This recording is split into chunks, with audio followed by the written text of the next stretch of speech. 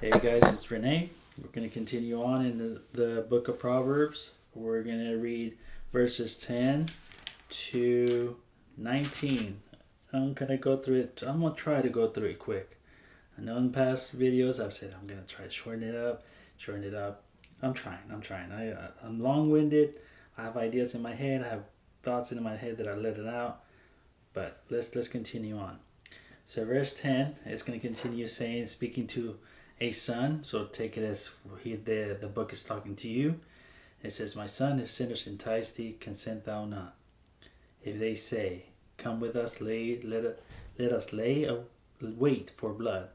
Let us lurk privily for the innocent without cause. Let us swallow them up alive as the grave, and whole as those that go down to the pit." So he's pretty much warning you, if any bad person, any person that you know is not good news, to stay away from. This is the first time it's mentioned here in Proverbs what the word sinners.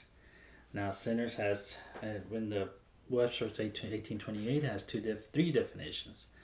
The first one is one of that is voluntarily violated the divine law, a moral agent who has voluntarily disobeyed any divine precept or neglected any known duty. Number two, it is used in contradiction to saint to denote an unregenerate person, one who has not received the pardon of his sins. Number three, an offender, a criminal. Though all those three definitions could be applied to this, um, there is saved people that still voluntarily violate the divine law, so that could fit for that. And of course, there's the unregenerated person, the person that's not saved. And then you have an offender, a criminal. Of course, who hasn't committed a crime? If you doubt that you ever committed a crime, just think about your steps that you did today. I'm almost for sure you committed a crime. So you're a sinner too. But the most important thing to know is for you to know that you are a saved sinner, okay? That's a whole theological thing, a doctrinal thing, but just be aware sinners will come to you and entice you and to do bad things. Usually, like right here, is very, very, it's not a small thing. Of course, there's no such thing as small sin, just like small lie, a lie is a lie, sin is sin. In this situation, there's people that are going to entice you to do some bad things. In this situation, they're going to go creep up on a person and murder them and pretty much put them in the grave. Okay, it could be spiritually and physically. Okay, so think about that. If you can't see yourself doing that, just be careful, because sometimes you'll be caught up in certain things that you shouldn't. And it always starts with enticing. Satan always comes to you enticing. Your flesh will come to you enticing you. The world will come to you enticing you. All those three will come to you enticing you. So be careful. Okay? Sometimes, you might not think this might not happen. But please, the flesh is sometimes strong because we feed it too much. And we'll do some stupid things that you'll regret. All right, let's continue. Verse 13. We shall find all precious substance. We shall fill our houses with spoil. Cast it in thy lot among us. Let us all have one purse. So pretty much the purpose is just to steal and to kill. So this is something that you have to remember. The Lord actually said something about the devil. And he said that the devil was a liar and a murderer from the beginning. And anybody that does what is mentioned here is influenced by the devil. It has demonic possession or influence that is taking control, and they're using them to entice you. So you gotta be careful. Anybody that you see, you'll see it in the news. You see in people that that's all they do. They steal, they kill, and sometimes one comes with the other, especially depending on the appetite of bloodlust that they have. We have a lot of people here in the world that that's all they do. they have gained through murder. And people might say that even some of our prominent politicians, or I can't verify it, so I'm not gonna say it. But if you ever seen like a mobster movie or read mob biographies like I have, you can see how they actually the purpose of the mafia was to have gain power and money. The more money they have, the more power they have, the more control they have over the people they have around them.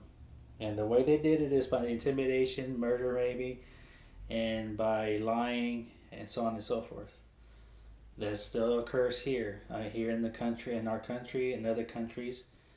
And some are more subtle, some are more out in the open. So just be aware that that's continuing on, and don't fall into that. Okay. Now, verse 15. My son, walk not thou in the way of them with them, refrain thy foot from their path, for their feet run to evil, and make haste to shed blood. Surely in vain the net is spread in the sight of any bird, and they lay wait for their own blood, they lurk privily for their own lives. So are the ways of every one that is greedy of gain, which taketh away the life of the owners thereof. The Lord said back in the Gospels, I can't remember which one, and I should research it. And you should research it too, where it says, "If you live by the sword, you'll die by the sword."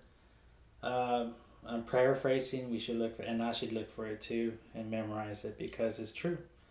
People that are criminals are gonna die in their own ways.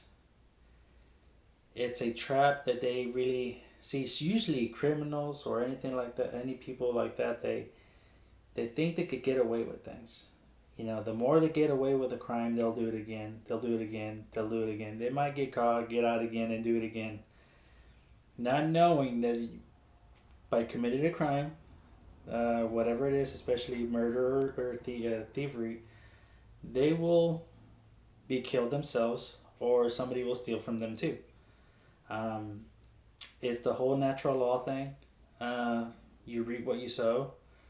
So always remember, that's a great scripture to remember. Reaping and sowing.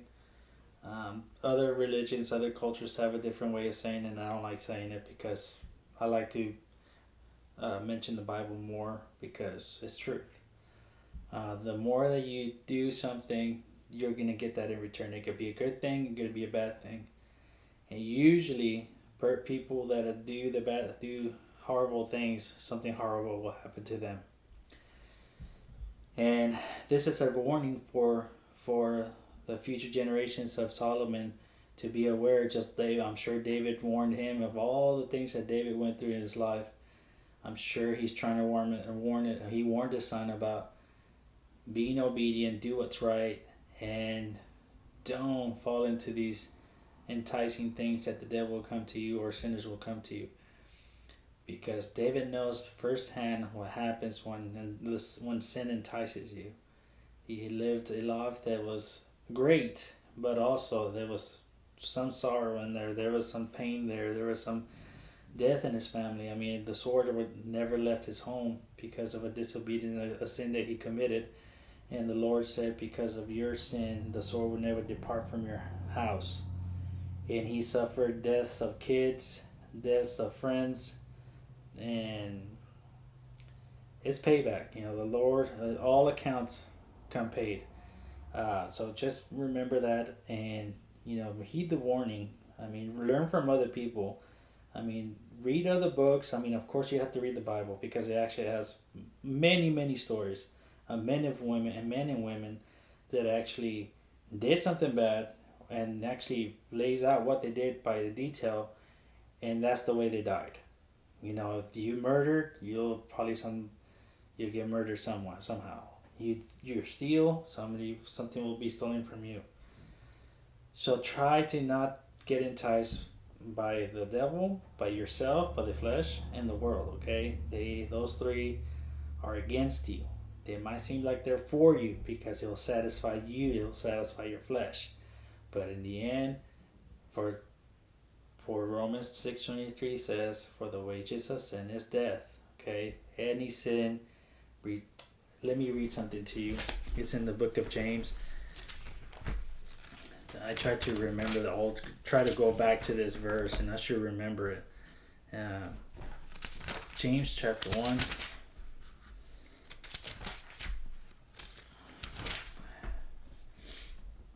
Let's see. All right. Every man good gift from the words that about filthiness about doers and everything. Okay. Oh well. I know it's here. I know. See, for not preparing, that's what happens. Let's see. James chapter 1. Here it is. Sorry for taking too long. So chapter 1 verse 13. Now remember the word. Always try to remember numbers too. There's special things about numbers here in the Bible. Okay, so it's chapter 1 verse 13. Let no man say when he is tempted, I am tempted of God, for God cannot be tempted with evil, neither tempted he any man.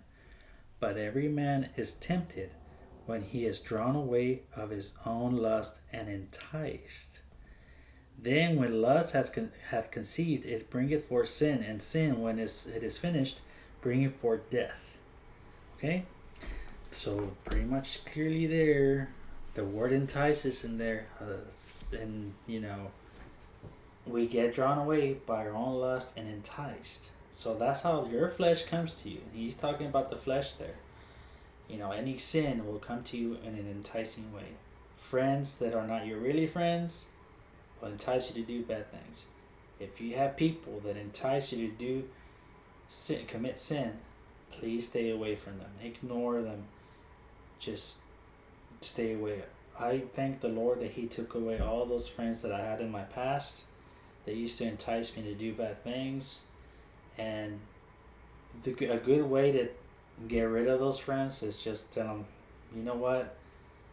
I don't do those things anymore. God changed my heart. I know they're bad, and I'm not going to do it. And if they invite you to do something, you invite them to do something. Example, if they invite you to go somewhere, right around with them, hang out, whatever, just tell them, hey, instead of that, why don't we go to church, or why don't we go to a restaurant and eat and talk about the Bible, what the Lord has been teaching me. Do that, and believe me, they'll just run away. That's how the Lord took away my bad friends, or they weren't even, but those people that were around me. When I first got saved, I had a few friends that I still hung out, and they knew. I told them, they were one of the first ones that I told when I got saved, and one of them was really, he got upset, not in a way where he got angry with me. He was disappointed, and another was happy. He's like, oh, that's good for you. But through time, they still around, and they noticed that I wasn't going out with them as much. I'd rather stay home and read and spend time with my kids, or go to church. Anytime the doors were open, I went to church. And they noticed that I would turn down their invitations to go to whatever. But I would invite them to church, and I'll invite them to listen to what I've been learning. But little by little, they started going away. The phone call stopped. And I'm so grateful of the Lord for that. Because if I continue, even if I was saved, if I continue to hang out with those people, I would have ended up in a bad spot. So, please, try to, grown adults, young adults, teenagers, kids. If anybody comes to you with something to do something bad, stay away. If you know that it's bad, please stay away, because you will fall for it. You will do the things that they're doing. And I've seen it so many times, and I still see it. Good young men and women that you for sure you've seen them grow up like, wow, they're going to be an outstanding Christian. But they start hanging out with the wrong people. They start getting ideas that are enticing. And they practice those things. and eventually they fall into that lifestyle. And the more deeper you get into it, it's going to be harder to get out. So try not to, just say no. I mean, just walk away. I mean, you don't have to be the popular guy or the popular girl. You don't have to fall into this tribal thing of hanging out with people because they're cool or because you want to be accepted. You're supposed to be different.